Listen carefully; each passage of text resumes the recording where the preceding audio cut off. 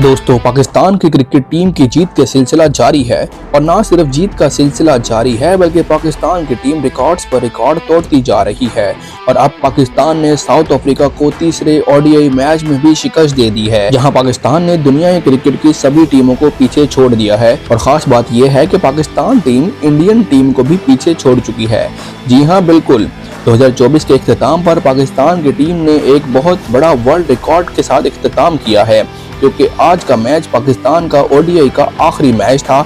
इस मैच में पाकिस्तान ने न सिर्फ साउथ अफ्रीका को वाइट वॉश किया बल्कि पाकिस्तान वर्ल्ड क्रिकेट की नंबर 1 टीम भी बन चुकी है।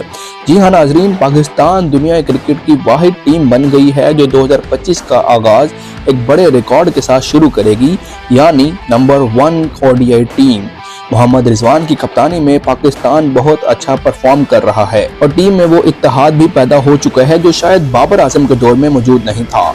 बाबर आजम की ये गलती कहें या पाकिस्तानी टीम में कुछ और मसला था, इस पर आप अपनी राय कमेंट सेक्शन में जरूर दे सकते हैं। लेकिन एक बात तो जरूर तय है, मोहम्मद रिजवान की कप्तानी में पाकिस्तान की क्रिकेट टीम के सारे खिलाड़ी दिल से खेलते हुए नजर आते हैं और मुत्तहिद होकर खेलते हैं। मोहम्मद रिजवान ने अब तक पाकिस्तान के लिए 3 ओडीआई सीरीज में कप्तानी की है। उन्होंने ऑस्ट्रेलिया को ऑस्ट्रेलिया में, साउथ अफ्रीका को साउथ अफ्रीका में शिकस्त दी। इसी तरह वो पाकिस्तान के पहले कप्तान बन गए हैं जिन्होंने दोनों ममालिक के अंदर बायलैटरल सीरीज जीती है। इससे पहले जितने भी पाकिस्तानी कप्तान थे, या तो उनके लिए ऑस्ट्रेलिया में सीरीज जीतना मुश्किल था या फिर साउथ अफ्रीका में।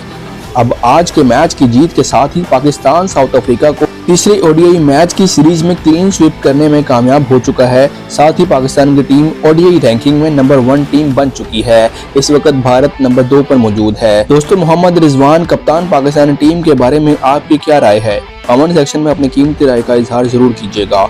वीडियो अच्छी लगी हो तो वीडियो को लाइक करके चैनल को सब्सक्राइब लाजमी कर दें।